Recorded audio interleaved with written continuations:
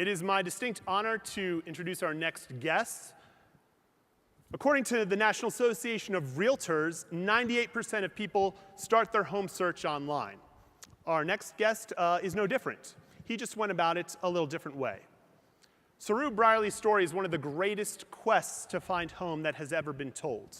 And he's living proof of the power that our homes have, even at an early age, to shape our thoughts and cement its love in our minds. Saroo is a best-selling author and the inspiration for the Academy Award-nominated film Lion, and I can't wait to hear him tell his story to us today. Ladies and gentlemen, please welcome Saroo Brierley. Wow.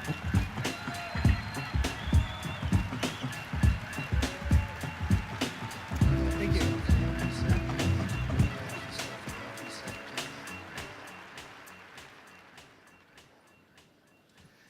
Well, thank you very much, and good afternoon. What a prestige event this is. It's better than the Oscars. I can get away with it. Let's start. 29 years ago, I was living in a slum suburb somewhere in India. I was only about 5 years of age and stood just over a metre in height. The only possession that I had on myself was my t-shirts and shorts, which were quite soiled and hadn't been washed for months and months. My nuclear family consisted of my two older brothers, myself, my sister, and my mother. My father ran off with another woman, leaving my family in destitute and deprivation.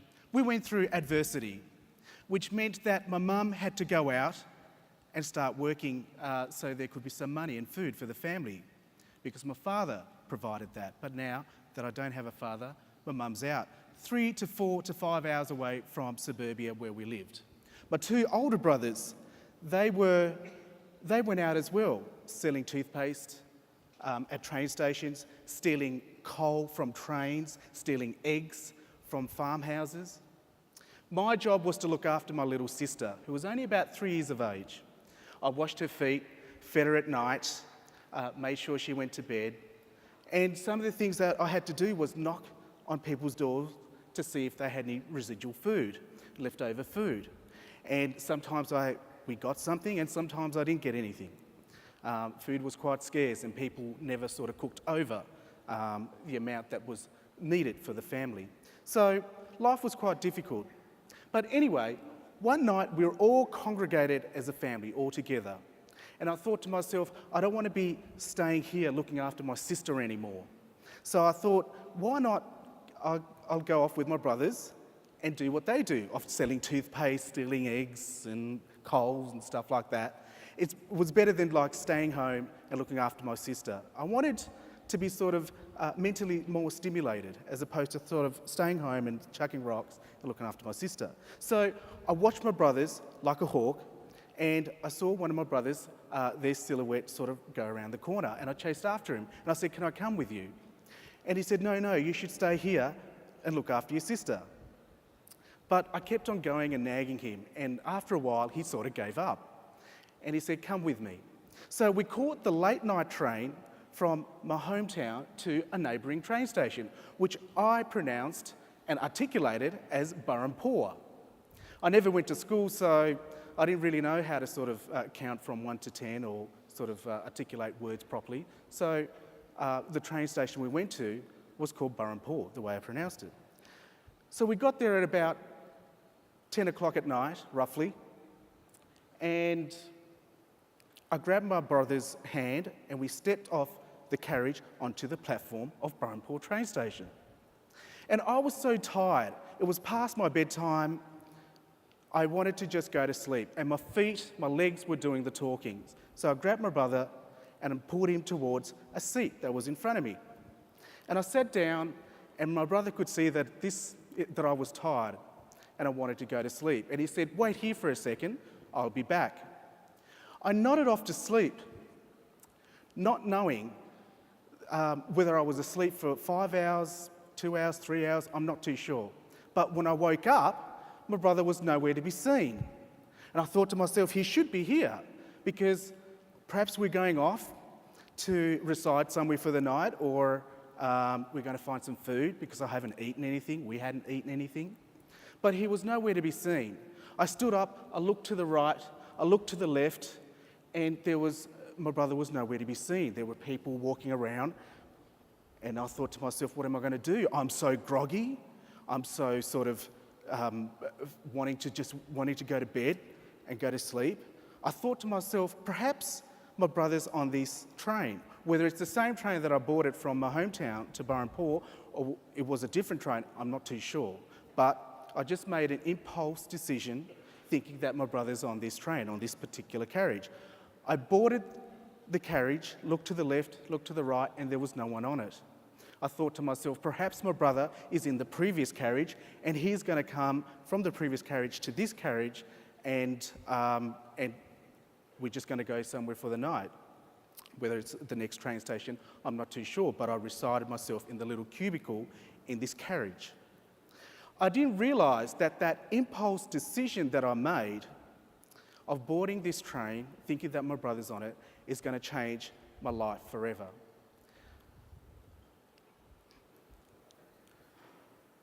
I ended up in a place called Calcutta. I thought to myself a few years ago, I was on the train for 12 hours, but in fact, I found out that I was on the train for 32 hours. Whether it's the same train or a different train, is an X factor. I think I actually went from one train, disembarked, and went onto another train, which took me to Calcutta. I disembarked the train in Calcutta, and I was drenched with swarming of people going left to right from platform to platform, because this was a train station that I've never seen before. It was very alienating. I was on the train for a long time, and I thought, I would be sort of at a train station within sort of the vicinity of my hometown train station, but I've never seen this train station before. I fell on my feet crying, thinking, where's my brother? Where's my sister? Where's my mum? I wanted some salvation, some solace, but there was no one that would help me. I stood up saying, Ganesh Talay, Burrampore, anyone could help me, but no one would help me. People probably just thought, you're a child in this train station and there are thousands outside the train station, why should we help you? I didn't know what to do. I resided myself in the corner of this train station, which now I found out it's called Howrah train station. And I was watching people and thinking of a way, how am I going to get back home? So I started boarding these trains from different platforms on Howrah train station, thinking that if a train can bring me here, then a train can take me back. So it was just simple thinking like that. But at least on the positive side, I was trying to think of a way of getting back home. I boarded all these different trains, and sometimes I was on the train for 2 hours, 3 hours, 4 hours. But I found out each time I boarded all these trains from different platforms that I ended up at the end of line in Calcutta, and then I ended up coming back to the same platform that I boarded the train initially. And that was frustrating. I thought to myself, this is futile. I've been doing this for weeks and weeks. There's no way of getting back home. And it just dawned on me that there is no way of getting back home. And that feeling of just wanting solace was just so hard. I thought to myself, what am I going to do? So I ended up moving out of the train station and thought to myself, there must be other ways. And I started walking on the train tracks within the vicinity of the Howrah train station, thinking that hopefully people would somehow save me and take me home and help me look for my hometown. There was a person that came up. He was a railway worker. He said to me, what are you doing on the trains, on the railway lines? And I thought to myself, I haven't got much language, what he's telling me is not sort of making sense. I just told him that I'm lost and I'm trying to look for Burrampore. And he said, come with me and I'll give you some food and some shelter. And I thought, that's positivity. At least I'm getting some food and some shelter as opposed to being out near the train station and outside the train station with all sorts of lurking eyes and sundry people. So this man took me back to his place and he said to me, tomorrow someone will come and he's going to help you try and look for your family. And I thought, yes, this is positivity. And I thought, I hope that this man will help me find my family. And so I waited and waited, and the next day this man came along and he said to me, asked me all these questions about what's your family name, where do you live, what's your brother's name, and so on.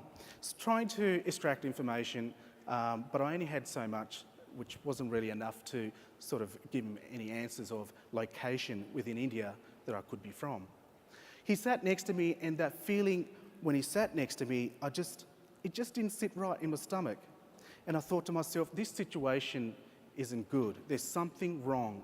And I decided to run away from these people that tried to help me, back out into sort of the wild out there of Hara, Calcutta. It was such a strong decision to make because you're with these people that give you shelter and food. And I thought to myself, would you rather be here in danger, not knowing what's going to happen later on, or would you want to go back out there away from danger and then be in danger again? I thought, you know what, if I'm going to stay here, I don't think I'm going to be lasting very long. I'm not sure the intention of these people, but it doesn't feel right. So I ran away thinking that, that's the best choice that I could make. And I ended up going from one side of the Hooghly River, which is in Calcutta, to crossing the bridge and went to the other side, where I confronted a young boy, a teenager. And he said to me, come with me and I'll give you some shelter and food. And I thought, there's positivity again. The feeling of being with this young teenager as opposed to these men was totally different. I can tell, that he's not going to do something bad to me. So I resided with this boy and his family for a few weeks, but at the end, I think the boy, the teenager, and his family decided that you can't keep this boy anymore. He's lost, and we don't have enough money and food to go around. So one Sunday afternoon, this teenager took me to the local police station where I was handed in to the authority. I was locked for 2 days in a cell before being transported from the local police station to a government juvenile prison, a youth prison of India, where all sorts of walks of life would come in, juvenile delinquents, people that have committed murder, robbery, so on. I was there for a few months before being transported to a place called ISA, the Indian Society of Sponsorship and Adoption. When I was in the youth juvenile prison, they decided to extract as much information as they possibly can. And they thought, well, the only way that we can help this child is by advertising him in the local paper. And so they did that, but no one came to my salvation. And when I was at ISA, the same thing happened. They also advertised in the local paper in Calcutta, but again, no one came to my salvation. Saroo, who's the owner of ISA, she said to me, come with me and sit down. Saroo, we can't find your family. And I knew that, they wouldn't be able to find my family because look everything that I have been through, the trials and tribulations of being in Calcutta all by myself. She said, Saroo, you can either stay here and we can keep on looking for your family, or you can go to Australia, to Sue and John Brierley, who live in Hobart, Tasmania. And I thought to myself, what do I do here? I've been through so much. I've been from being with my family, biological family, to catching a train accidentally. Not that it was any fault of my own. I was only a 5-year-old, and that's the sort of the things we do. We do silly things. And then taking that train from Burrampore to Calcutta and going through all the life-threatening situations that I did.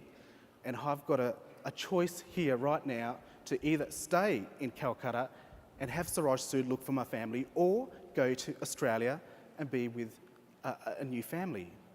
And so I thought, I'm going to grab the bull by the horn and take this new opportunity. And I remember it so vivid and clearly. And one of the things that my adoptive parents did was that they sent over a photo album stating, this is your father, this is your mother, this is the plane that you will come from India to Australia, this is your room. I think they just wanted a sort of a smooth transition, so I understood where I was going and who I was going to be meeting and the house that I'm going to be living in. I came to Australia in 1987, and I went on the jumbo jet from India to Australia. And just before landing in Melbourne, Australia, I was eating a massive block of chocolate. And the block of chocolate, as I sort of pronounced it back then, was called Cadbury's. I named it Cadbury's because in India back then we called chocolate Cadbury's. And I don't know how I got through customs, but I had a little handbag and I was walking through via escort through all the sort of nooks and crannies before we got to the VIP sort of room of where my new parents are.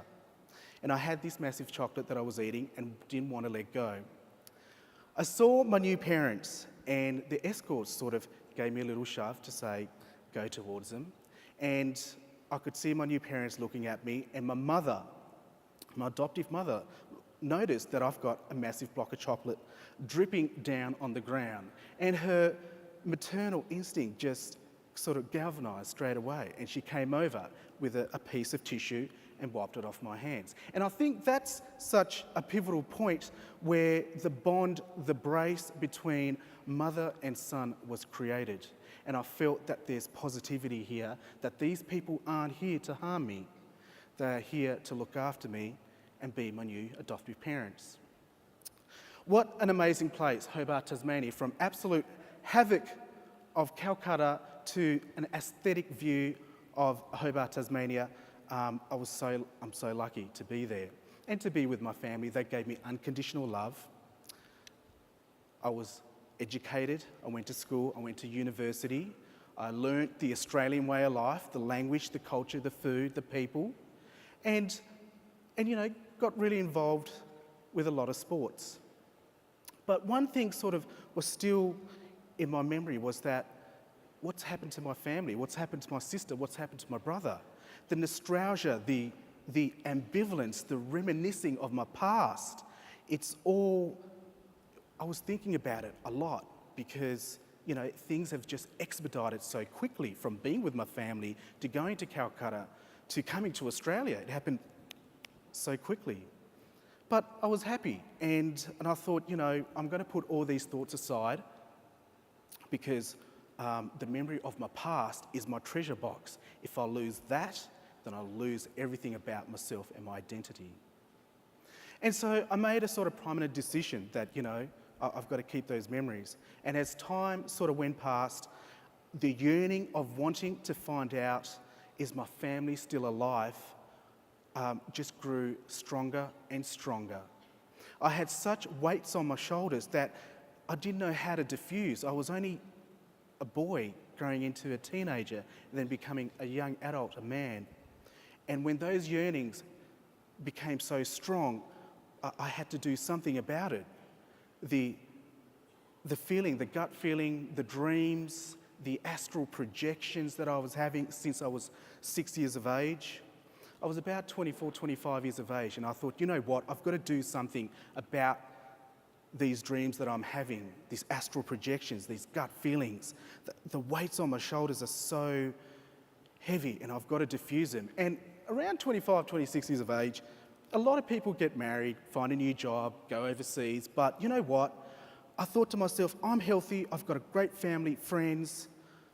I'm going to do something that, you know, my family would never expect me to do, and that is to find closure about my family in India. Are they still alive? Is my sister still there? Is my brother still there? Is my mum still there? Is she okay? And so I thought to myself, how am I going to combat this situation? You're trying to find a needle in a haystack. There are 650,000 towns, cities and villages, 8,000 train station, over 1 billion people, such a massive land. Where are you going to start? How are you going to sort of combat this situation of trying to find a needle in a haystack? I thought to myself, you know what? This is sort of a mathematical problem. And there's A and there's B. You know where B is, which is Calcutta. You ended up in Calcutta. But you don't know where A is. And I thought to myself, I'm going to save up heaps of money, go from Australia to Calcutta, because that's where I ended up, and start looking left, right and centre, north and south. And then it dawned on me that, you know what, it'd be futile for you to go back and do this journey as many times as you possibly can, because you will never find it. I thought to myself, you know what, there must be something else out there. And then I came across Google Earth. And I looked at it and I thought to myself, and I guess we all have been on Google Earth, and the first thing we do is look at the roof of our house, which is the first thing I did. And I didn't realise that this application could actually help me. Instead of spending thousands and thousands of dollars on flights and accommodation and so on, from going from Australia to India, this application could expedite that, because number one, I've got photographic memory and I know the way that my hometown looks. I know how Burrampore train station looks. I understand the landmark that was in Burrampore and my hometown, and also the architecture of the way that it was sort of built.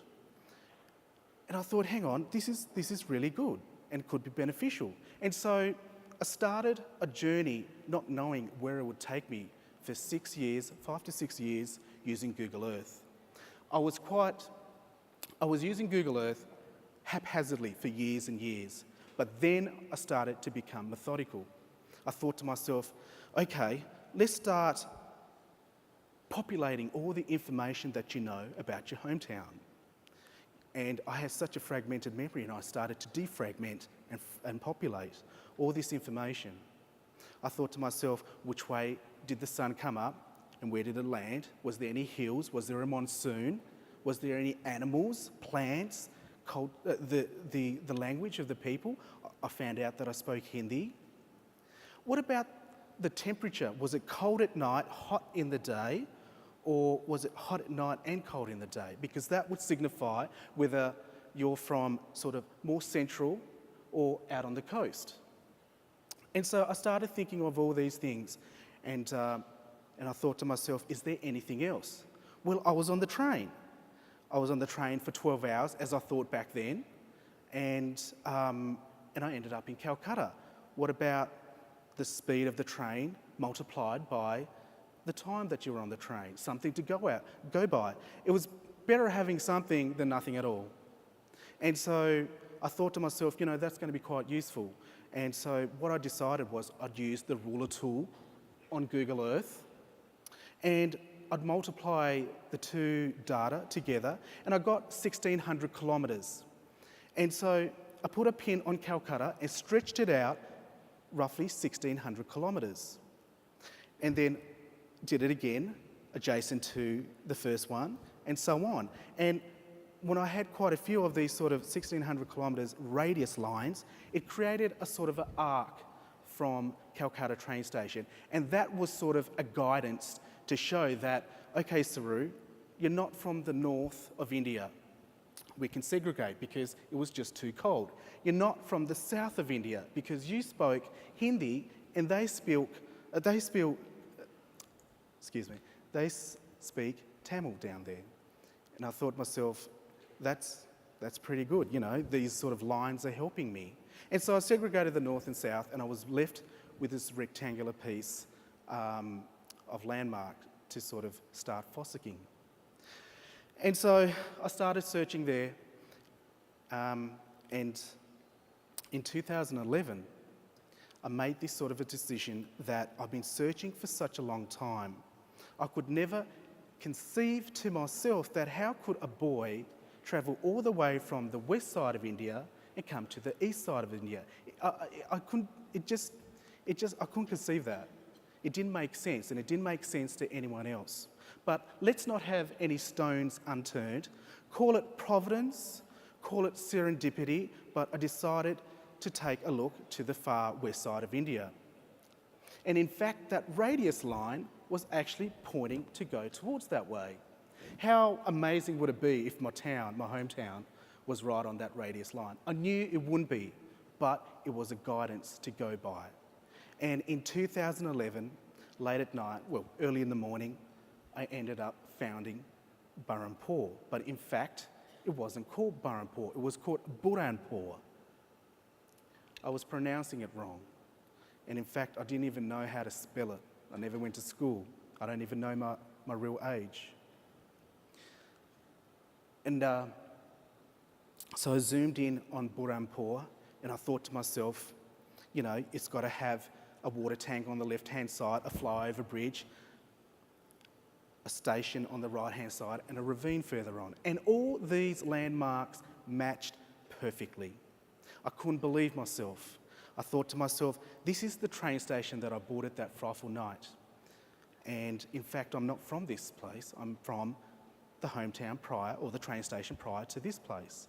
And I looked at it, and I started from the beginning, and I thought there must be a 3-platform train station, and there's got to be a water fountain, a cinema, and so on. And I found it, and I thought, what is the name of the hometown that I'm from? It should be Ganeshtalai. But in fact, it was called Khandwa. My hometown is called Khandwa, and the suburb that I live in, which is in the outer skirts of Khandwa, is called Ganeshtalai. Not Ganeshtalai, Ganeshtalai. And I thought to myself, whoa, is this a dream? Is this factual, or is it fictional? Because for such a long time, I've been searching and trying to find this needle in a haystack. And you know, a lot of the times I walked away in dismay, thinking that, yes, I found it, but something was wrong. And so I went to my girlfriend's room and I said, hey, wake up. I found my hometown. And she couldn't believe it. I said, okay, well, let me have a look, Saroo. And when I told her the landmarks and so on, she said, I'm really happy for you. I didn't go to sleep that night.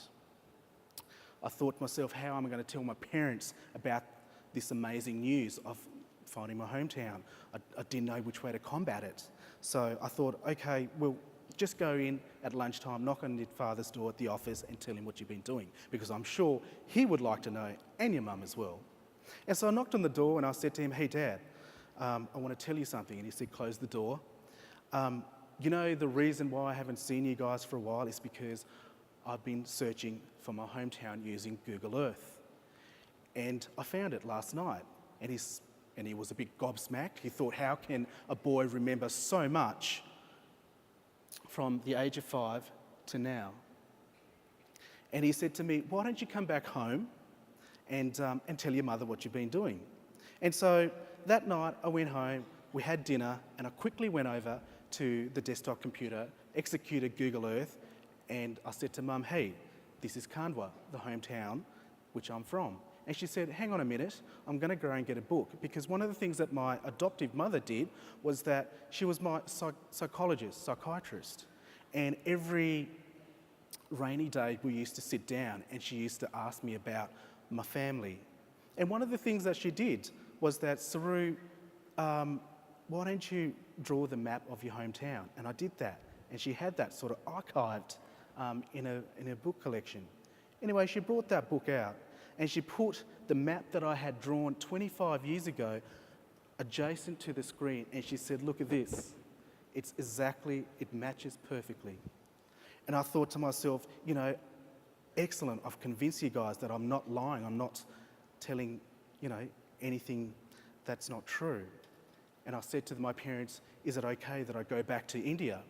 Because I didn't want to come across as ungrateful. I wanted to ask for their permission to see if it's okay that I can go back. And they said, you know what, Saroo, if it was us, then we would want to know if our families still exist and if the hometown that you see in cyberspace is actually there in reality. And so after a year of saving up and wanting to know where I'm going, I decided to make that self-discovery trip to India all by myself, even though my parents wanted to come with me. I said to them, no, you can stay here because, this is a journey of self-discovery. And so I made that trip back to India all by myself in 2012. I landed in New Delhi from Australia, and from there I ended up going to a place called Indore. And from Indore, I took a 4-hour trip, which is the most scariest trip that I've ever taken via taxi to my hometown called Khandwa. I ended up at the train station where I sort of would loiter around with my brothers, and I knew exactly where I was. I went to the hotel, I threw my bag in the corner and headed out to the streets that I used to walk when I was a little child. I came to a junction and I thought to myself, if I go that way, I'm going to go out to suburbia where I lived, to my house, and if I go this way, this is going back to the CBD, the Central Business District of my hometown. And all of a sudden, without even thinking, I had muscle memory in my legs which started guiding me through left, right, take a left here, take a right here, through these nooks and crannies. And before you know it, I'm standing at the house where I was born. There was no one in the house. There's a door there, it's all pitch black. I thought to myself, the worst thing, which is my parents are all gone, my family's dead. I'm trying to get a grip of my emotions so they're not sending me crazy. I thought, hang on, Saroo, just sit back a bit. Get yourself calm, collected and poised and take a deep breath. And this young lady came out of this conjoined house with a baby and she said, can I help you? And I said, I didn't even know how to speak Hindi. I wasn't even prepared for this moment. And I thought to myself, hang on, my adoptive mother has given me an A4 piece of paper of when I was a little child, when I was 5, 6 years of age. And there was 5 to 6 of me on this A4 piece of paper. And I showed it to this lady, this young lady, and I said, this is me. And then I told her my brother's name, my mother's name, my father's name, my name. And she said after a while, these people don't live here anymore. And I thought the worst, as in like, perhaps they are gone, perhaps they are dead. And I didn't know what to say. Another person came and I spilt my mantra over to him, and then another 2 and 3 came along and the same thing happened. And then the last person came and they said, wait here for a second. They went around the corner for about 10 minutes and then came back to me and they said, come with me, I'm going to take you to your mother. And I walked 15 metres around the corner and there was 3 ladies standing adjacent to each other to an entrance of a house. And this is what happened. At the end of a lane, after 26 years, Saroo's mother, Fatima.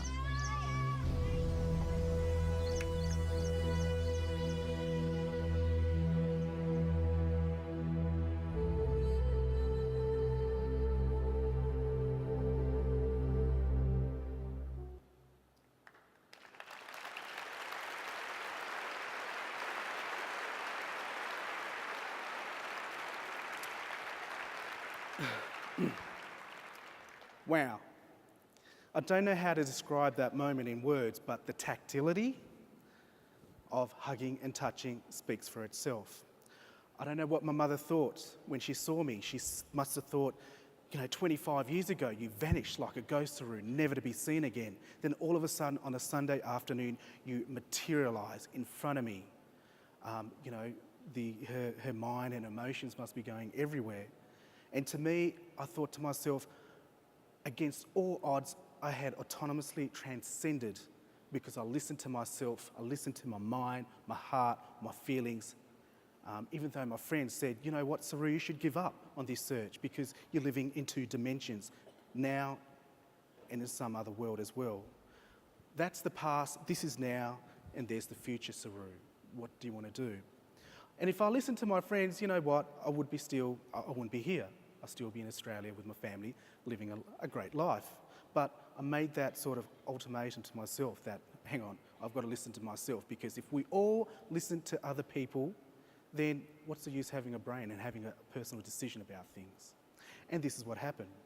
I didn't realise later on that I found my siblings and my mother, but my older brother was no longer. I didn't realise later on that he actually ended up he actually died. 2 weeks later, he was found severed on the railway tracks about 100 metres from Burrampore train station. But the thing about it, I'm absolutely elated that I found my brother and sister and my mother, and I think that's what my brother would hope for, that you feel great. I didn't realise that there was a local policeman of my hometown that alerted the media. He thought I should ring, people from Burrampore and also Calcutta, Delhi, Mumbai, and tell these people of this amazing, profound story to let the whole of India know about. And I think it resonated in the Indian people really well because there's a story, a cult movie called Hero, and it was about two brothers that left and they were sort of separated. And when I came back to Australia, I didn't realise, but the story had sort of snowballed globally, and 60 Minutes had grabbed hold of the story and they wanted to do a small documentary.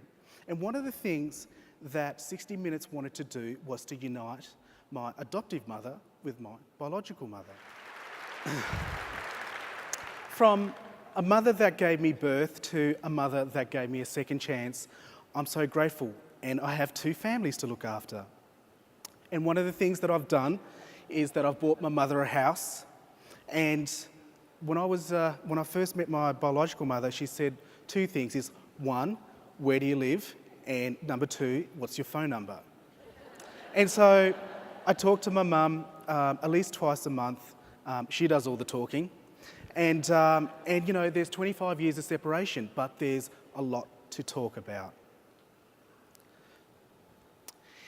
After finding my family in 2012, I was given an option of writing a memoir, a book about my life, my odyssey. And I thought to myself, this is a little bit hard. It's a personal story. How do you feel about disclosing it to the rest of the world? It's not just about me. It's about my biological and adoptive family as well. But put that aside and think about, you can't be the only person in the world that has gone through trials and tribulations like this. A variation of my story. There must be other people out there in the world that have gone through similar situations as this. And to be a humanitarian, a good Samaritan, I think for that reason I should write this book to help others that have been in a similar situation. Because if you have knowledge, then why not share it to the world? And in 2016, I'm absolutely elated about it, but I was asked prior to 2016, would you like a movie as well, to be sort of written and put through. And I thought, what, for those people that read, there are people that like to watch movies as well. And in 2016 came out Lion in New York, which became a global success. And